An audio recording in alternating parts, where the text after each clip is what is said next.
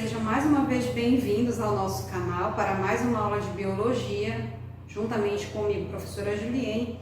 E hoje com a turma do 7º ano, vamos falar sobre o reino Fungi, dando continuidade aos 5 grandes reinos que nós estamos estudando em sequências das nossas aulas.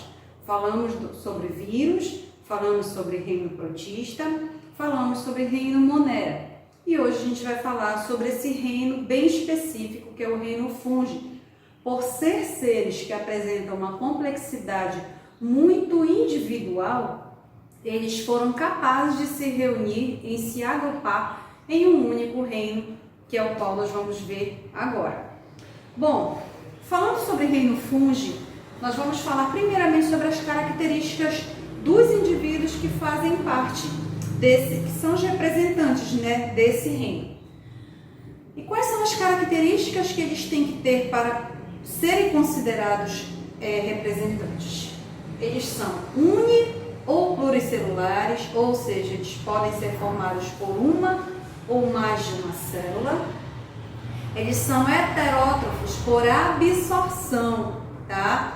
Eles fazem a digestão dele através de enzimas que vão degradar os alimentos para que depois ele seja absorvido pelo organismo. Por esse motivo é considerado heterótrofo, porque ele não produz seu próprio alimento, por absorção, tá? Diferente da gente, Nós somos heterótrofos por digestão, nós comemos e o nosso estômago faz a digestão. Eles não. Eles estão presentes no ambiente, eles são seres que vão fazer a decomposição de matéria orgânica morta no ambiente e no momento que eles fazem essa degradação, entram em ação algumas enzimas, tá, que eles produzem para degradar ainda mais, para poder depois ser absorvido pelo organismo desses seres, certo?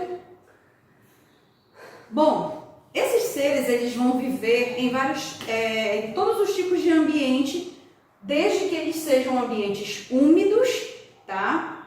Sombrios, sombreados e com muita matéria orgânica, muito rica em matéria orgânica, para ele poder se desenvolver, tá?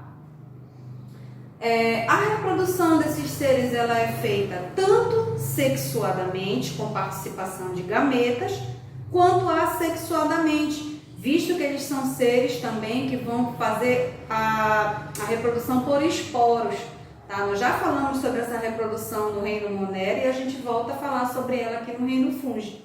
Eles são seres que eles vão produzir esporos, tá? Por esporulação, eles vão fazer também esse desenvolvimento, essa reprodução, tá bom? Então, ele vai ter os dois tipos de reprodução, tanto a sexuada quanto a assexuada, que é aquela que não tem participação de gametas. E quem são os representantes desse reino? Que eu não coloquei aqui, mas eu vou colocar aqui no cantinho. São todos os fungos, tá? E o que são os fungos? Nós temos vários exemplos de fungos que nós convivemos no nosso dia a dia. Por exemplo, as leveduras, que são aquelas que estão presentes na fabricação de bebidas alcoólicas. Nós temos os mofos, que são aqueles mofos e bolores que vivem no ambiente onde está muito úmido, como dentro de guarda-roupa, nos sapatos, na superfície do couro de bolsas e sapatos, nas paredes também, quando o ambiente está muito úmido, Você observa aquela mancha, aquela crosta meio que esverdeada também. O mofo do pão, o mofo dos alimentos, quando você observa um alimento que ele fica exposto a uma temperatura, porque o fungo ele está no ar. E o que é que acontece? Quando ele entra em contato com a matéria orgânica, como eu falei, num ambiente propício, de baixa temperatura e com pouca luz, ele vai começar a se alimentar e se desenvolver. E é por isso que a gente às vezes observa em um pão aquele bolor, em um alimento aquele mofo, bem como também nós temos os fungos causadores de doenças. Nós sabemos que existem muitos fungos causadores de micoses, causadores de doenças até sexualmente transmissíveis, bem como doenças relacionadas com a pele, né? Doenças tópicas que a gente fala, que são micoses, né? Micoses da pele, tá? Bom, vistas as características, nós vamos passar agora para a importância dos fungos. Nossa, mas os fungos eles vão ter alguma importância? Com certeza. Apesar de existir os fungos que causam doenças, existem fungos que são muito importantes no nosso dia a dia. Dentre essas importâncias, nós vamos citar importância ecológica, a importância na produção de fungicidas, a importância na fermentação alcoólica e na produção também de fermento biológico, bem como na indústria farmacêutica. Bom, na importância ecológica, como é que eles vão ser reconhecidos? Como decompositores, juntamente com as bactérias. Lembra que nós falamos na aula do reino Monera, existem as bactérias saprófitas, que se alimentam de detritos, né? Bem como existem os fungos decompositores, que também são considerados saprófitas, que vão fazer esse equilíbrio na natureza, que vão agir como decompositores na cadeia alimentar.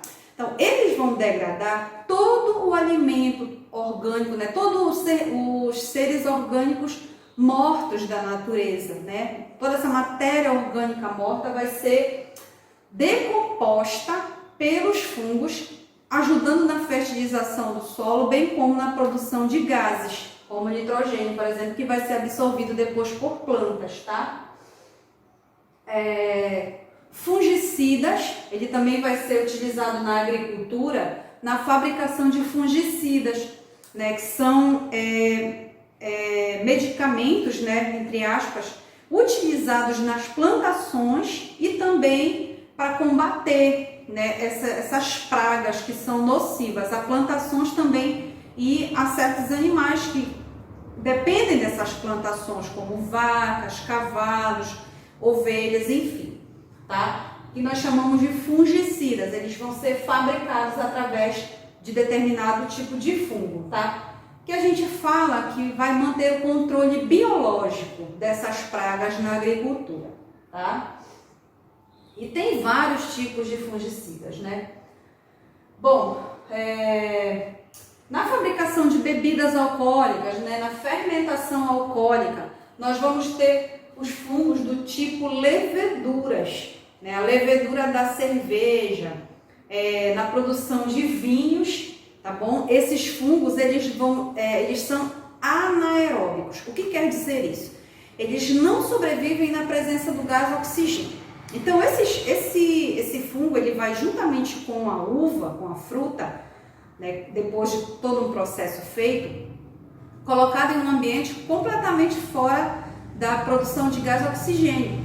E aí ele vai conseguir fazer a fermentação, transformar o açúcar em álcool para ser fabricado o vinho, bem como também a cerveja, tá?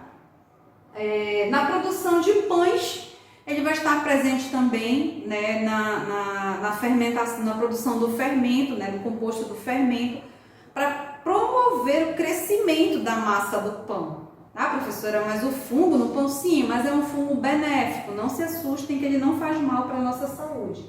Pelo contrário, ele vai apenas promover, né, as bolhas de ar que vão fazer com que essa massa cresça, tá bom? No momento que ele estiver fazendo ali a sua fermentação.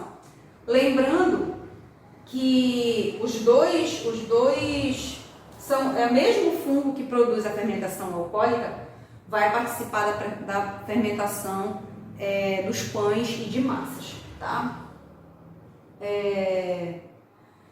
Na indústria farmacêutica,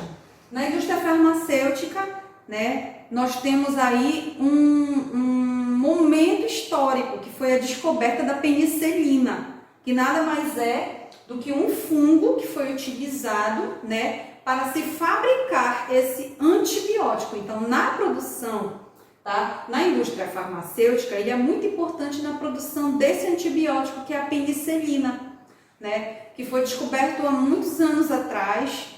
Se eu não estou enganada, 1950 ou 1970.